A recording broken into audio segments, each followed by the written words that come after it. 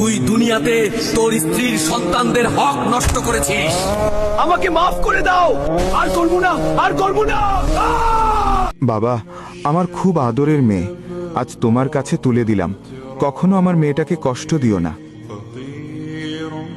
I love you Sumi, আমি তোমাকে অনেক ভালোবাসি। আমিও তোমাকে অনেক ভালোবাসি। আমার আদরের বউটা কি করছে রে? এই তো তোমার জন্য রান্না করতেছি। আচ্ছা, তাড়াতাড়ি শেষ করে রুমে আসো, তোমাকে ছাড়া একটুও ভালো লাগে না। আচ্ছা, তুমি আমাকে রেখে এত কাজ কেন করো? আরে পাগলা, আমি কাজ না করলে কে করবে? আমি পাগলা? তুমি তো আমার পাগলা জামাই। এই, তুমি মাছ কাটতেছো? হাত কেটে যাবে তো, ওঠো তাড়াতাড়ি।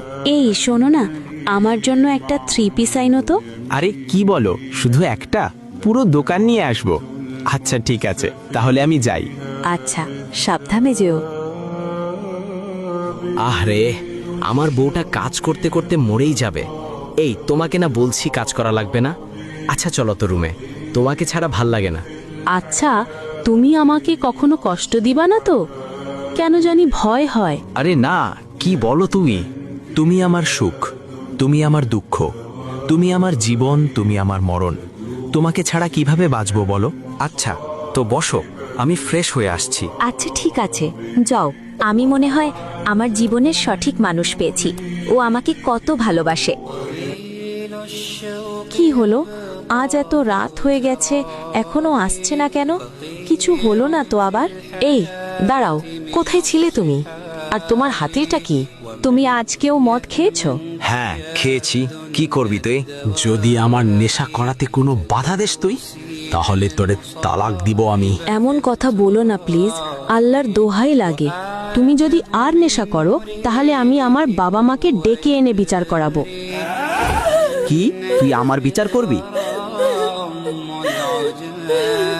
খালি আজকের জন্য বেঁচে গেলে তুই। ও এমন কেন হয়ে গেছে? ও তো আমার দিকে এখন আর ফিরেও তাকায় না। আমাকে দেখতে পারে না কেন? আগে তো কত ভালোবাসতো আমায়। অন্য কোনো মেয়ের সাথে পরকীয়ায় জড়িত না তো আবার? এই, কোথায় যাচ্ছ এখন আমাকে না জিজ্ঞেস করে? তোকে বলতে হবে আমি কোথায় যাচ্ছি? যেখানে ইচ্ছে সেখানে যাই। আর কোনো সময় বাধা দিলে মায়ের একটাও নিচে পড়বে না, বলে দিলাম। মাকে ফোন দিয়ে সব বলতে হবে। মা, তোমার জামাই আর আগের মতো নেই। নেশা করে, ডাক দিতে গেলে মারতে আসে। মা, টেনশন করিস না, সব ঠিক হয়ে যাবে। স্বামীরা এরকম মারে, দেখিস নাই? তোর বাবাও তো আমাকে কত মারতো। আমি আর পারছি না মা, আমাকে নিয়ে যাও এখান থেকে। আচ্ছা, এক কাজ কর, বাচ্চা নে, তাহলে দেখবি সব ঠিক হয়ে যাবে।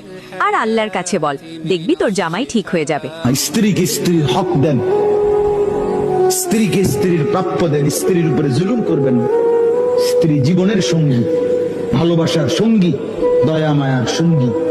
স্ত্রী সে আপন, সে কলিজার টুকরো। হে আল্লাহ, আপনি আমার হাজবেন্ডকে হেদায়েত দান করুন, ও যাতে নেশা থেকে ফিরে আসে।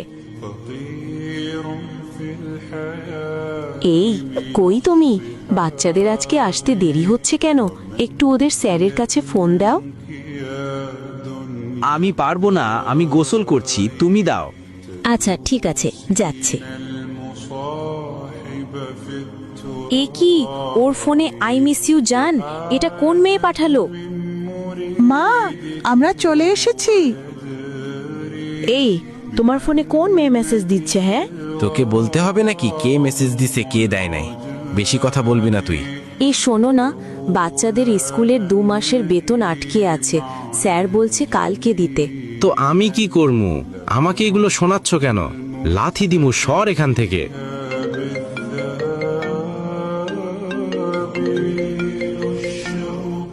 এ কি, সেই মেয়েটা না? হ্যালো, এই মেয়ে, তুমি আমার জামাইকে কল দাও কেন? তুমি জানো না ওর বউ আছে, বাচ্চা আছে? হ্যাঁ জানি, ওর বউ বাচ্চা সব আছে, তবুও আমি তাকে ভালোবাসি, সেও আমাকে ভালোবাসে। এই বেয়াদব মেয়ে আবার হাসে। এই সমস্ত মেয়েদের কি বলে জানোস তো তুই? হ্যাঁ, এই সতীন, মুখ সামলে কথা বল, না হয়ে তোর জামাইকে দিয়েই তোকে মার খাওয়াবো। তুই যদি আমার জামাইয়ের পিছ না ছাড়স, তাহলে তোকে আমি দেখে নিব। আরে যা যা, দেখি কোন বালটা ছিঁড়তে পারছস। আগে তুই নিজের দিকে খেয়াল রাখ। শোনেন, যারা বিবাহিত ব্যক্তি হওয়ার পরেও পরকীয়া করেছেন, বিবাহ করার পরেও পরকীয়ার পাপে লিপ্ত ছিলেন বা এখনো আছেন, জেনে হোক না জেনে হোক করেছেন, অথবা এটা জেনে করেছেন যেটা একটা খারাপ কাজ তারপরেও করেছেন, রাসূলুল্লাহ সাল্লাল্লাহু আলাইহি ওয়াসাল্লামের হাদিস এবং আল্লাহ পাকের কালাম অনুযায়ী তাদের শাস্তি হচ্ছে কোমর পর্যন্ত মাটিতে পুঁতে ফেলে পাথর নিক্ষেপ করে রজম করে হত্যা করা। বাবা, আমাকে র্যাকেট কিনে দিবা, আমি খেলবো। গেছো এখান থেকে, র্যাকেট খেলবে শখ কত? হ্যাঁ জান, বলো।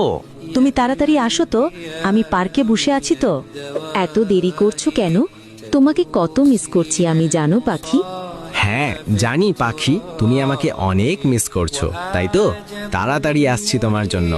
আচ্ছা, তুমি তোমার বউকে তালাক দিবা কবে বলো তো? আমি তোমাকে ছাড়া থাকতে পারছি না। হ্যাঁ, এই মাসের মধ্যে তালাক দিয়ে দিব। তুমি চিন্তা করো না ডার্লিং, আমি তোমাকেই বউ বানাবো। ওই শয়তান বউটা আর ওর ছাউগুলো তাড়িয়ে দিচ্ছি, একটু অপেক্ষা করো।